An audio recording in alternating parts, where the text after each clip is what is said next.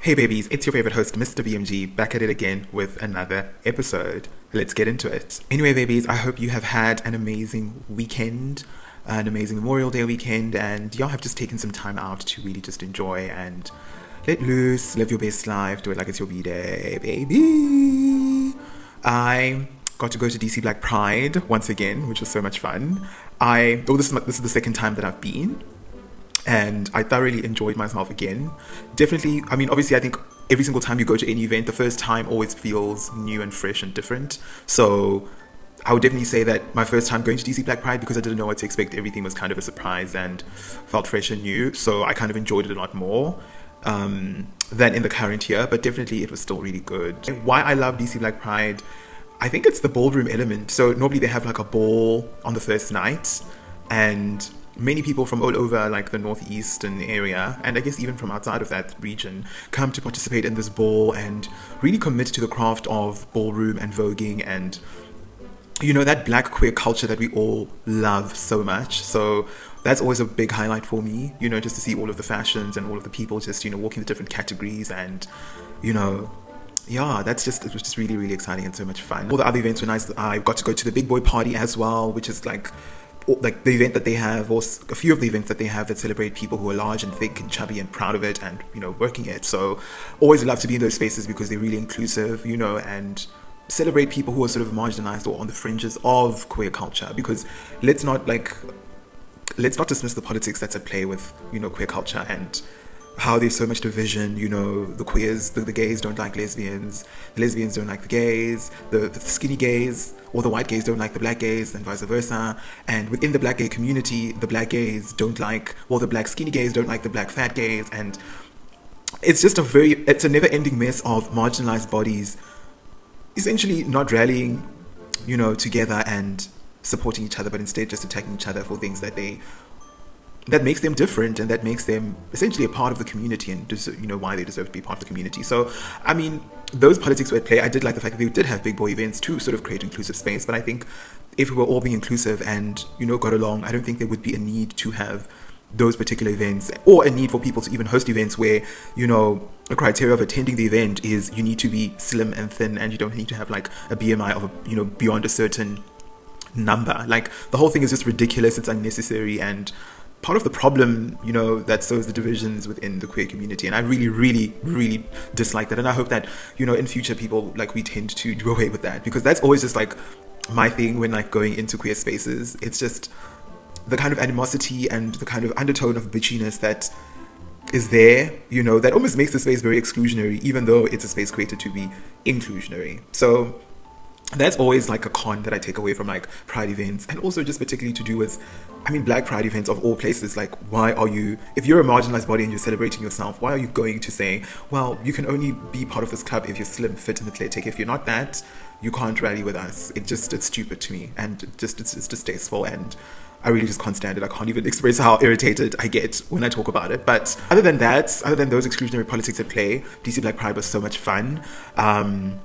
And definitely, obviously, will come through in an episode of Catching Flights at some point. Went on, you know, to New York City to go see King Beyonce at the Cowboy Carter Tour, and that was really special. Obviously, that was my first time going to Beyonce, so it was completely like out of body in some way, because it's like, oh my gosh, well, this is the greatest entertainer of our time, so can I just be entertained and enjoy? I don't know what to expect, but I know that I'm going to see a good show, and I ended up seeing a really good show. It was really, really worth it, worth the time, worth the money, and it was enjoyment. Like, really great class act. What I do appreciate about Beyonce is the amount of budget that is endorsed in her projects. You know, you can see that this person is being pushed at the highest level, you know, and is performing at the highest level, and no expense has been spared for the output of this production that is her concert to be absolute perfection, you know. And for me, it's something I appreciate, because obviously she is, you know, black, and so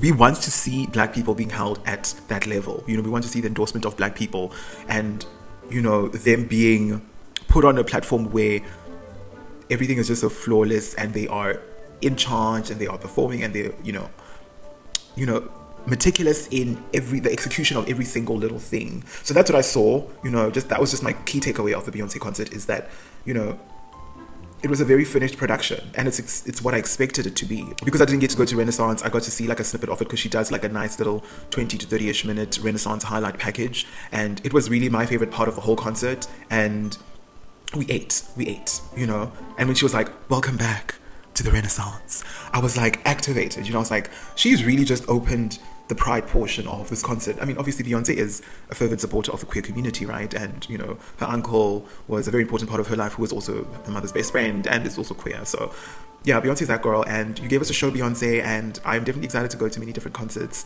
and experiences, you know, that you host. And, you know, in that regard, I know that you're going to give us a finished product, and really the hype is not for nothing. You are really that girl. So yes. Speaking of country music, you know, on the back of the Beyonce concert, and actually getting into, you know, the juice of the day. So I was reading up, you know, on the Shade Room as per usual, and Shabuzi was giving side eye to this girl. I think her name is Megan, but anyway, she's some random white girl who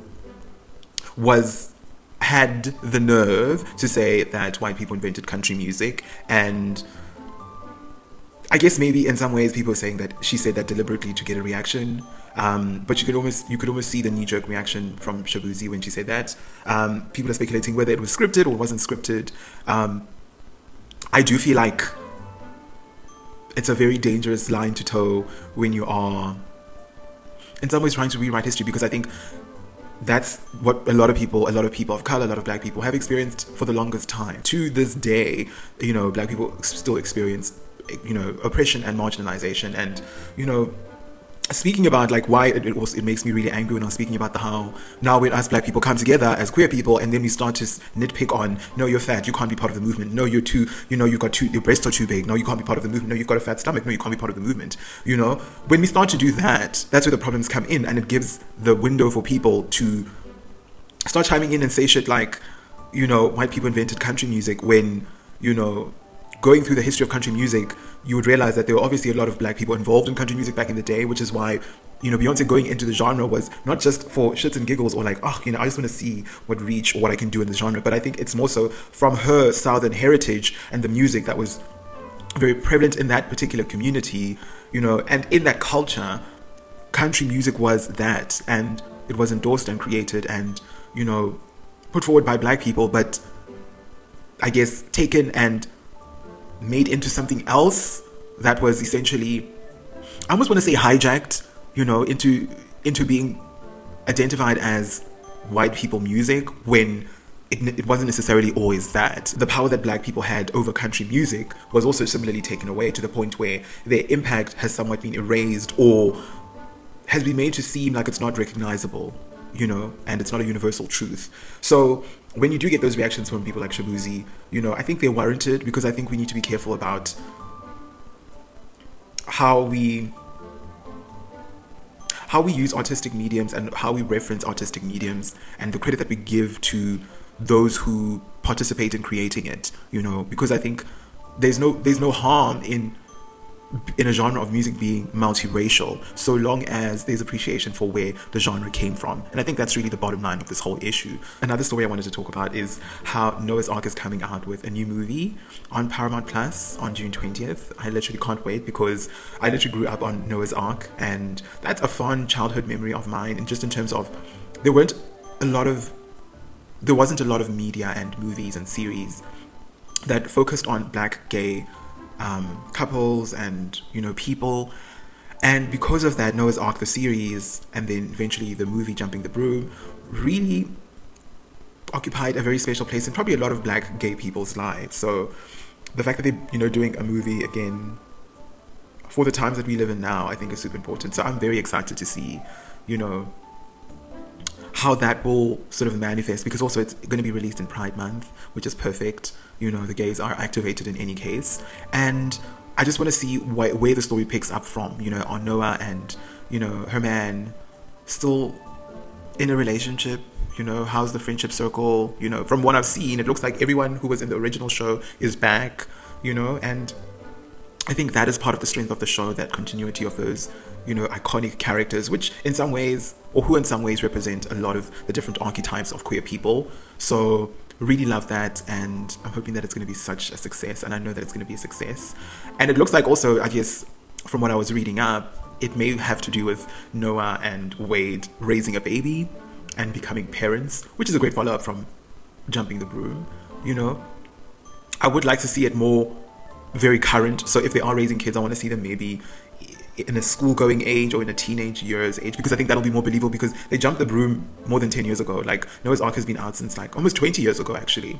So now I want to see them in a family setup, raising a kid. The kid is probably a teenager now, and now they're going through their challenges, and I think that will also create a backdoor pilot to maybe an additional spin-off from that, because we want to see a kind of a new generation of people within the Noah's Ark chain, and we want to see them and see how they're going to move, and also if they'll be queer or not, because they may be raising a child who's not even queer, but how do they navigate the politics of having queer parents, you know, in a heteronormative world? I think that's definitely a big conversation to have. So I'm very excited about the Noah's Ark movie and how that'll all play out. I definitely know that I'm going to be tempted to subscribe to Paramount Plus now just for that movie. Yeah, what a way to reel us in, people. But yeah, I really can't wait. I'm so excited for it, and I know that it's going to be a success. So everyone's talking about how Kim K has graduated law school after 6 years, which is amazing. Like, I give her props. And I guess I also can't help but feel like this is all calculated, because she's graduated law school after 6 years. She has a new show on Hulu about being an attorney that's coming out soon. And I guess it's great marketing, right? And it's all kind of coincidental. And then also, additionally to that, she had the case that she had pending from her Paris robbery, and I believe went to court in Paris, and the people who robbed her, which apparently they're called grandpa robbers, which is such a ridiculous name, but apparently the people who robbed her were found guilty. And so I guess this chapter, you know, from that whole experience of her being robbed is being put closer and closer to, like, it's closer and closer to being put to bed, which is I guess a great thing. But all of the central theme in all of this is legal. So I definitely feel like it probably is all flowing into this whole great thing that she has of either maybe practicing as an actual lawyer to follow in the father's footsteps, because maybe she just feels called to do that and she wants to reinvent herself, or just using it as a stepping stone to sort of further cement her initiatives within this theme, like, you know, how she was sort of on her show going, you know, and helping people who were maybe wrongfully incarcerated or whatever the case may be, and helping them to sort of get pardoned and whatever the case. So I think that this is just a stepping stone for that, and it's a whole general theme. And yeah, Kim, I hope it works out for you, because I was so gonna shade you, you know, about the show, because when I heard the show was coming out and you're playing a lawyer, like, in my mind I was like, well, honey, if she can't play one in real life, she might as well just play one on TV. And maybe she may not even play one in real life. Maybe she was just getting it to do it, you know, to say that, oh, I've done it, I can do it, so I'm moving on. So you never really know what the reasons behind it, because I really can't picture her as an actual lawyer. Like, why would she want to stress herself, you know, and put herself in that position when she doesn't necessarily have to? She just wants the clout and the fame of being a lawyer. She can just play one.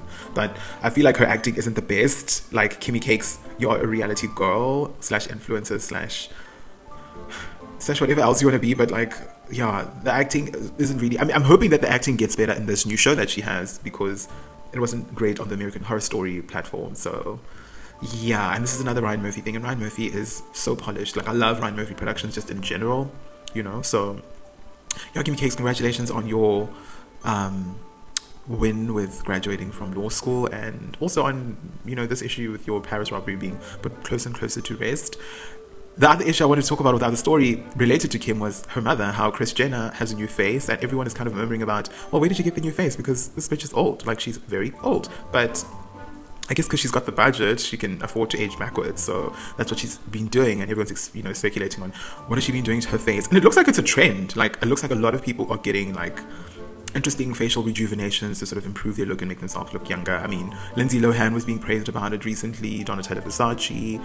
You know, some of these goals are going to people who are really working miracles, and good for you for the new face. I wonder what she actually did, you know, to essentially give her that rejuvenated look and looking fresh and young. I wonder what she did. But yeah, girl, eat all these hoes up with that new face of yours. Another interesting story I saw was how people commenting on DJ Khaled's picture or video where he was running topless against this really, I guess, athletic dude, and people kind of not necessarily being the nicest to him. And I'm like, where is the body positivity, people? Like, Khaled looks so cute, so good. so sexy, so gorgeous, you know, and we have to acknowledge that he looks really great. And what's wrong with a little tummy? Let the people eat it and flaunt that, you know, flaunt that. So I was kind of like shocked by people going in on, you know, him. But I think it also just, for me, confirms a lot about how there's a lot of fat phobia, and, you know, people just are very obsessed with shaming people who are bigger, and hence the popularity with these weight loss drugs and all of that stuff, and all that mess, the Zempics and all of that, you know, hence though the popularity of these things. But I do feel like if he is working out and he's proud of his body and he's celebrating it and he's posting positivity, I think we should only celebrate him. Good on you, Khaled. I think you look wonderful, and keep doing the most, okay, for the big boys. Grrr. So Joey Badass and Soraya are expecting a child together, a baby boy. And so when I saw, so this is like, the reason I'm talking about this story is, will become very apparent. I saw the picture on the Shade Room and I was like, wow, this person looks familiar. I know this guy. Isn't this the guy from Raising Kanan? Like, because I've watched the show and loved the character Unique, and I was like, this is such a complex character, you know, and him rising from the dead and all of that stuff, like, and having that toxic ass brother of his, Ronnie, who was kind of oddly attractive. Like, the complexity that Ronnie had and just that weird energy that he had of just like, he was just a very complex character, and I was so attracted to him and love the complexity and how odd he is. And yo, man, there was something so alluring about that. I was just like, oh, this is the dude. But he was also a psycho, so I was like, you know, they had to do something with him at the end of the season, because he really became the villain, if you think about it. Because Unique was the villain for like most of, like, from the beginning of the show until when Ronnie showed up, and Ronnie really showed us who the villain is. So I think that redeemed him, and which was very interesting, because I feel like that's what they do to villains, who they want to sustain on the show, but also who they want to be popular amongst fans and to be polarizing, you know, because it's like, you hate them but you love them, but you really maybe love to hate them, you know. So I guess going back to the fact that I saw his picture on the Shade Room and I was like, this is literally Unique. And I didn't know that his name is Joey Badass, but apparently his real name is Joseph something Badamon. I think it's Joseph Badamon or something, but it's a proper caption. But I was just so flabbergasted by it. But listen, I'm really proud of them for having a kid. Obviously, we all know who Soraya is, the girl from Empire, who gave us so many cute little songs. Big shoes, not really big shoes to fill. Make moves, na na na na na na na. Still think about you. But yeah, that was like I'm just remembering one of the soundtracks from Empire. Empire was such a time, you guys. Empire was so good, you know. So we all know Soraya from Empire, and she's still as pretty as ever, and they're expecting, you know, a kid together. It's just cute that they're together, and they kind of, I guess, within similar backgrounds, because Power and Empire are basically sibling shows, if you think about it. It's kind of a very similar concept, but, you know, told in a very different lens, and all still very powerful.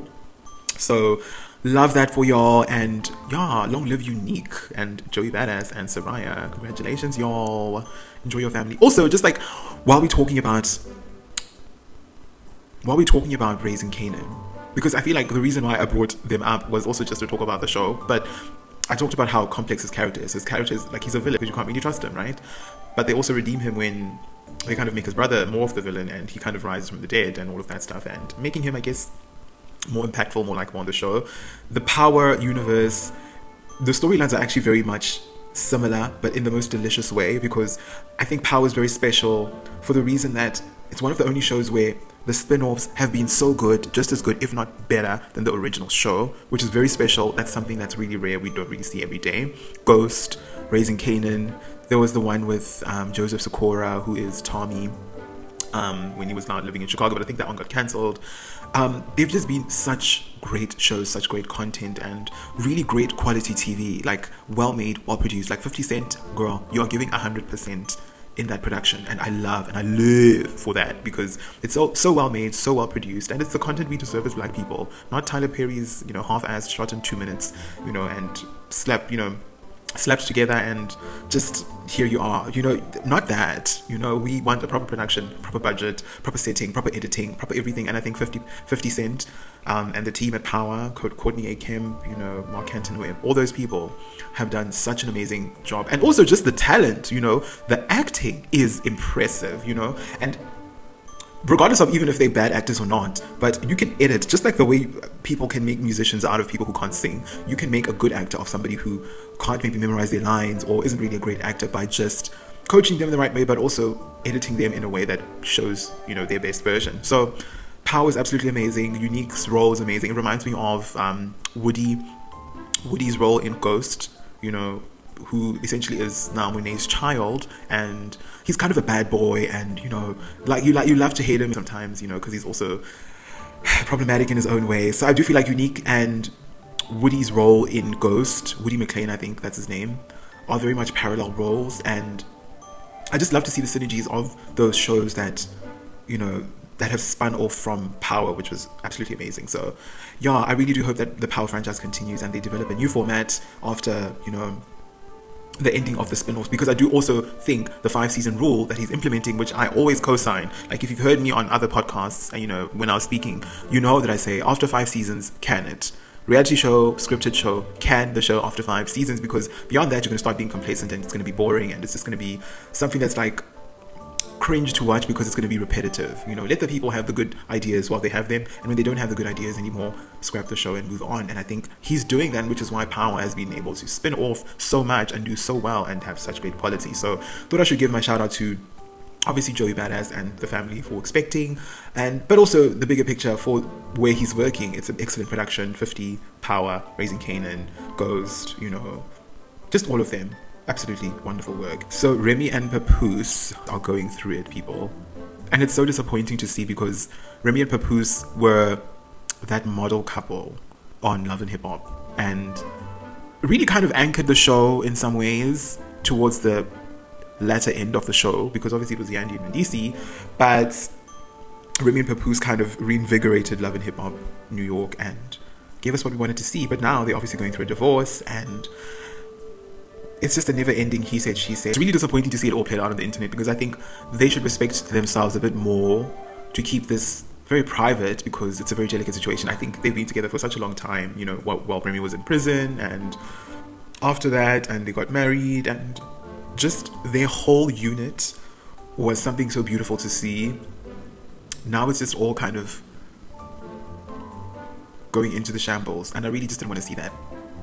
So I'm hoping that their divorce becomes more amicable as time goes on, because it looks like they were arguing about how apparently Papoose didn't want to sign the divorce papers. The girl who Papoose is now dating, Clarissa, who's like a 30-year-old, I think, wrestler, or I'm not sure what they do, but they some type of athlete, and they're chiming in because all of this kind of was triggered when Clarissa went onto the Breakfast Club and started speaking about their relationship, and she was kind of saying that she's amicable with Remy, but then it kind of turned out that apparently Remy was blocked, because Remy, I think, mentioned something about her being blocked, you know.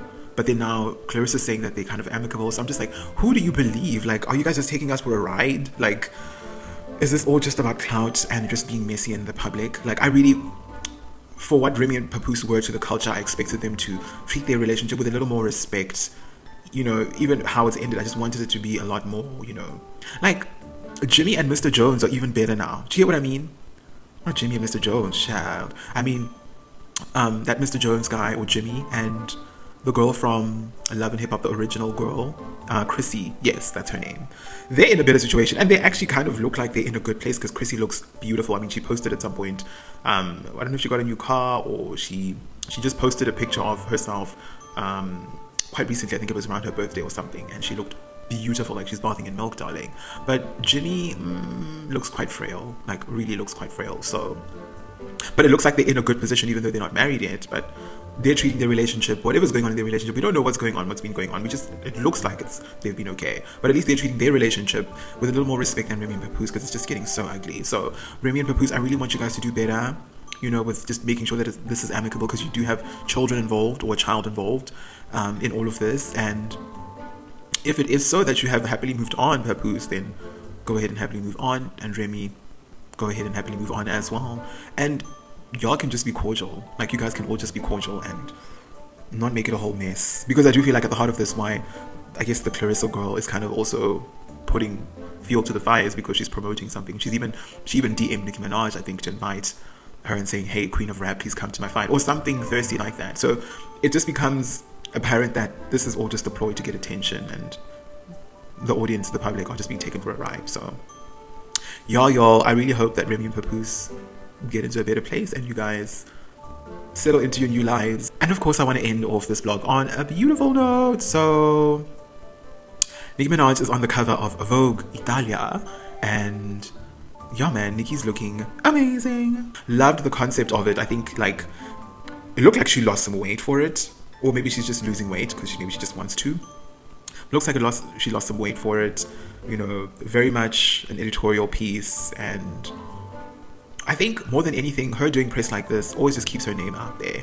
You know, I think it'll be very difficult for the entertainment industry to ever forget Nicki Minaj, because I think her impact is undeniable, and the media's appreciation of Nicki Minaj, as evidenced by, you know, endorsement of this cover, is still there. And for as long as those relationships exist and are healthy, and the haters will continue to hate, you know, just giving her more of a platform, she will always be the queen. Okay.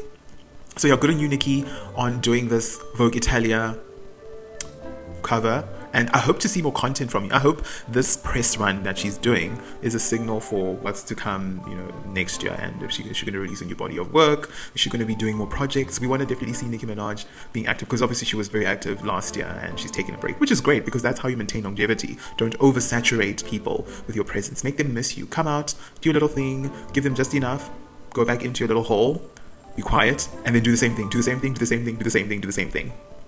That way, decreasing marginal utility won't necessarily always apply to you, because you're not oversaturating, you know, your presence. So, Nicki Minaj, you are who you think you are, and I love the cover, and we're expecting a lot more projects from you, you know, in the coming year and towards the end of the year. So I can't wait to see what you're going to release. And definitely we want you to reheat your nachos. Like, we want you to go back into the Gaga era. I do feel like Pink Friday was definitely like a soft launch of reheating nachos, because the music was so good. That album, there's literally more than 4 or 5 songs that I like on it, and that's a lot for me, because I'm not an album listener. Like, well, actually I listened to Tyler's album and Wizkid's album and Burna Boy's album. Yeah, so I guess I do listen to albums, you know, but not extensively. Like, not like every track. Like, you have to have really great music from that album for me to like more than 3 or 4 songs, and I feel like if I like more than 4 songs from Pink Friday 2, it was a success for me. So Nicki, we want you to reheat your nachos and take a page from Lady Gaga and what she's been doing with Abracadabra and all of this mayhem, and we want you to flourish into the atmosphere and give us everything we've been wanting. So yeah, good on you, Nicki. Anyway, babies, I hope you've enjoyed this episode of The Messiest Bitch on the Internet. Be sure to like, comment, and subscribe, and also follow us on Instagram at BigMoneyEntertainment_, and I'll see you again on the next one. Bye.